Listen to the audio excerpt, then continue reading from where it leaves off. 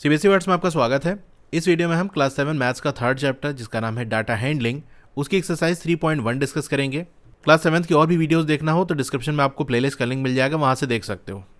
Question number 1, find the range of Heights of any 10 students of your class. तो अपने class की किसी भी 10 स्टूडेंट की जो हाइट है उसका रेंज बता दो। अब इसका एक तरीका ये है कि क्लास में स्टूडेंट की हाइट को मेजर कर लो, नहीं तो आप कुछ मान सकते हो। अगर अपने से कुछ हाइट मान रहे हो तो आप लिखोगे let the Heights of 10 students bracket में इन सेंटीमीटर बी। तो ये कुछ हाइट है। अब देखो ब्रैकेट में ये जो हमने लिख दिया ना इन सेंटीमीटर, इससे फ़ायदा यह हुआ कि हर नंबर के साथ हमको सेंटीमीटर लगाने की जरूरत नहीं पड़ी कि यहाँ पर जो हाइट की हम बात कर रहे हैं वो हमने पहले ही बता दिया कि वो सेंटीमीटर्स में है, तो सिंपल नंबर लिख दिया हमने। अब रेंज का फॉर्मूला होता है highest observation minus lowest observation, यानी ये जो वैल्यू ऊपर दी हुई है जो हमने माना है हाइट को, इसमें सबसे बड़ी वाली वैल्यू कौन सी है, उसमें से सबसे छोटी वाली वैल्यू माइनस कर दो। तो यहाँ सबसे बड़ी जो वैल्यू है वो 151 है और सबसे छोटी 128 है, तो हमने 151 माइनस 128 कर दिया, तो रेंज आ जाएगी 23 सेंटीमीटर। क्वेश्चन नंबर 1 हो गया। Question number 2, organise the following marks in a class assessment in a tabular form.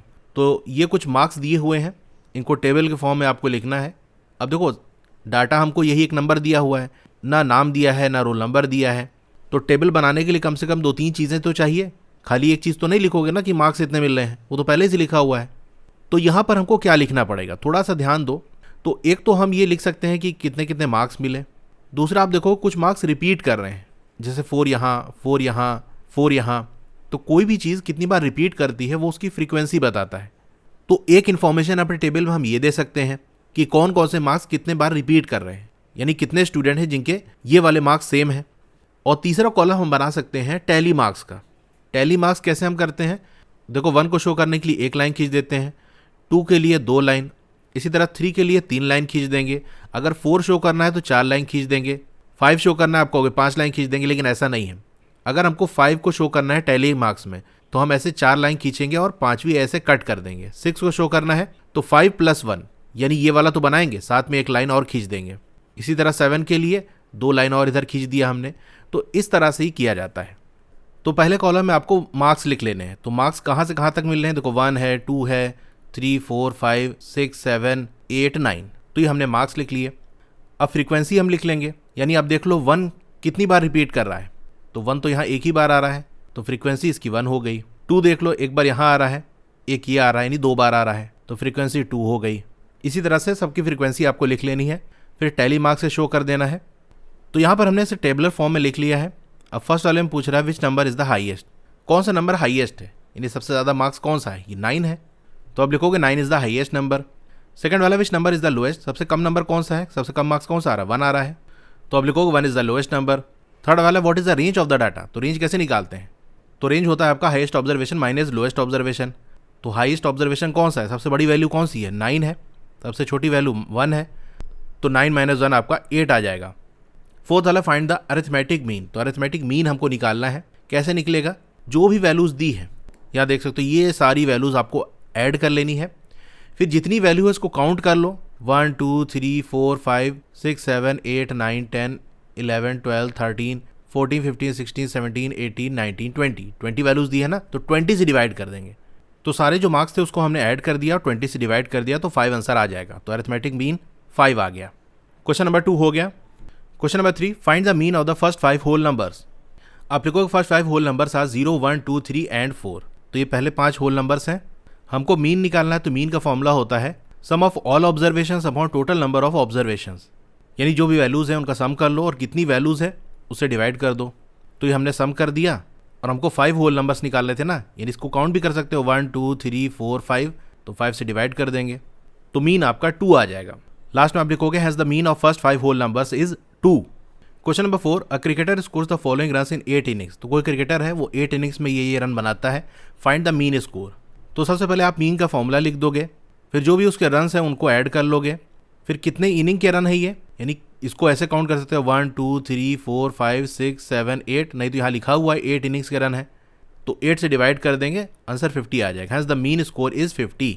अब एक बात ध्यान रखना, देखो 0 भी इसका स्कोर है, तो बहुत से लोग गलती कर देते हैं 0 मतलब कुछ नहीं, इसको लिखने की क्या जरूरत है भाई, 0 में कोई नंबर ऐड करोगे तो उससे कोई फर्क थोड़ा पड़ेगा नहीं। यहाँ जो 0 मैंने ऐड किया इसको हटा भी दें तो इसके ऐड करने पे 400 ही आएगा, लेकिन 0 भी उसने स्कोर तो किया है ना, कितनी इनिंग खेली उसने। अब वो रन नहीं बना पाया वो अलग है, लेकिन वैल्यू तो हमको मिल गई ना कि उसका रन 0 है।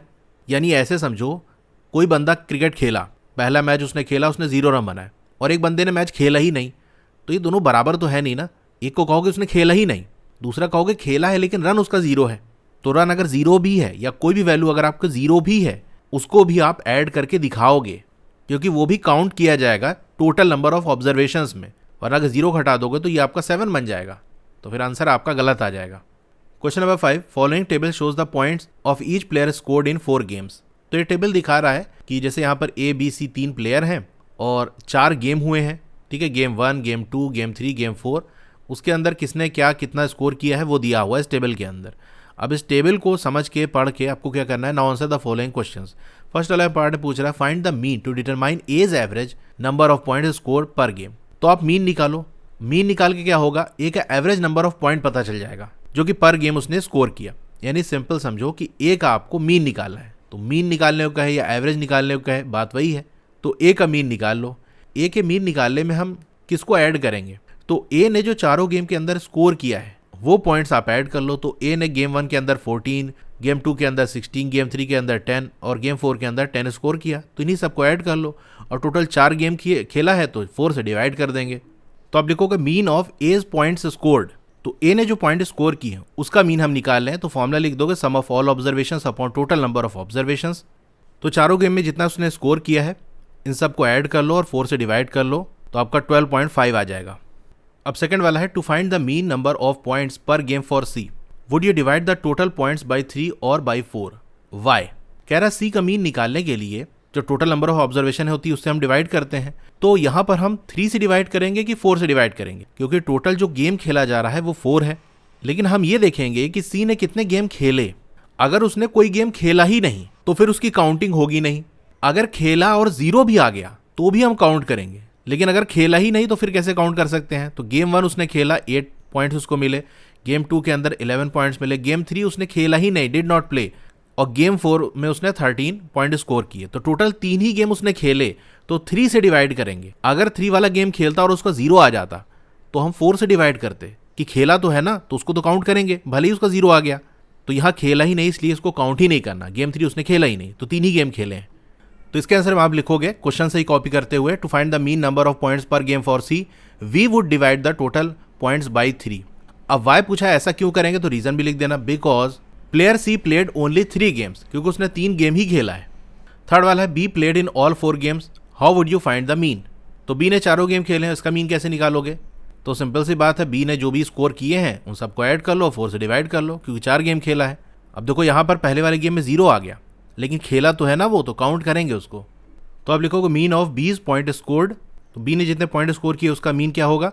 अब यहाँ देखो फॉर्मूला हमने फर्स्ट वाले पार्ट में लिख दिया था, क्वेश्चन तो वही चल रहा है, तो अब यहाँ फिर से फॉर्मूला लिखने की जरूरत नहीं है, डायरेक्ट उसके स्कोर को हम ऐड कर देंगे, 4 से डिवाइड कर देंगे, 4.5 आंसर आ जाएगा। अब फोर्थ वाला है who is the best performer. तो किसकी परफॉर्मेंस सबसे बेस्ट थी, तो जिसका मीन स्कोर सबसे ज़्यादा होगा वही बेस्ट परफॉर्मर होगा।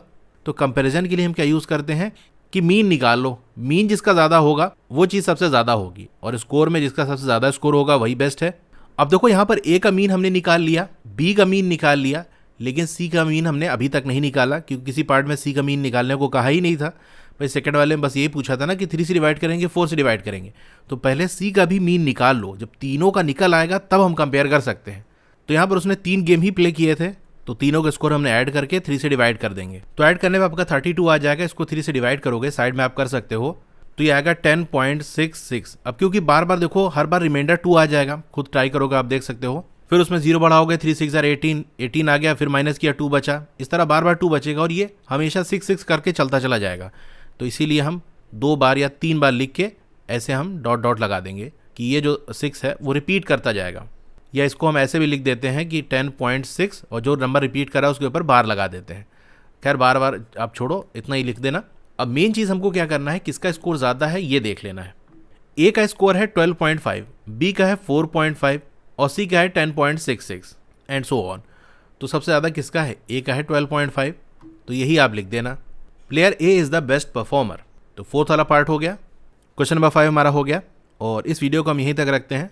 बाकी बचे हुए जो क्वेश्चन है वो नेक्स्ट वीडियो में डिस्कस कर लेंगे। क्लास 7 की और भी वीडियोस देखनी है तो इस तरह से आपकी वीडियो चल रही होगी। पहले वीडियो को लाइक कर लो, चैनल को सब्सक्राइब कर लो, मोर पे क्लिक करना है, फिर से मोर पे क्लिक करोगे तो डिस्क्रिप्शन ओपन हो जाएगा। यहाँ आपको व्हाट्सएप चैनल का लिंक मिल जाएगा, तो इससे आप मेरे व्हाट्सएप चैनल से ज्वाइन हो सकते हो। डोंट वरी, आपका नाम और फोन नंबर किसी को विजिबल नहीं होगा। व्हाट्सएप चैनल पे नई वीडियोस की अपडेट आपको मिलती रहेंगी। फिर एक्सरसाइज और ट्राइदिस के सॉल्यूशन देखने तो मेरी वेबसाइट है estudywala.com, उसका लिंक भी है, वहां से आप विजिट कर सकते हो। और नीचे आओगे तो क्लास 7 मैथ्स की चैप्टर वाइज प्लेलिस्ट का लिंक आपको मिल जाएगा। जिस चैप्टर की वीडियो देखनी है उसके नीचे दिए हुए लिंक पे क्लिक करोगे तो चैप्टर की प्लेलिस्ट ओपन हो जाएगी। इसी तरह और भी सब्जेक्ट की प्लेलिस्ट का लिंक आपको मिल जाएगा।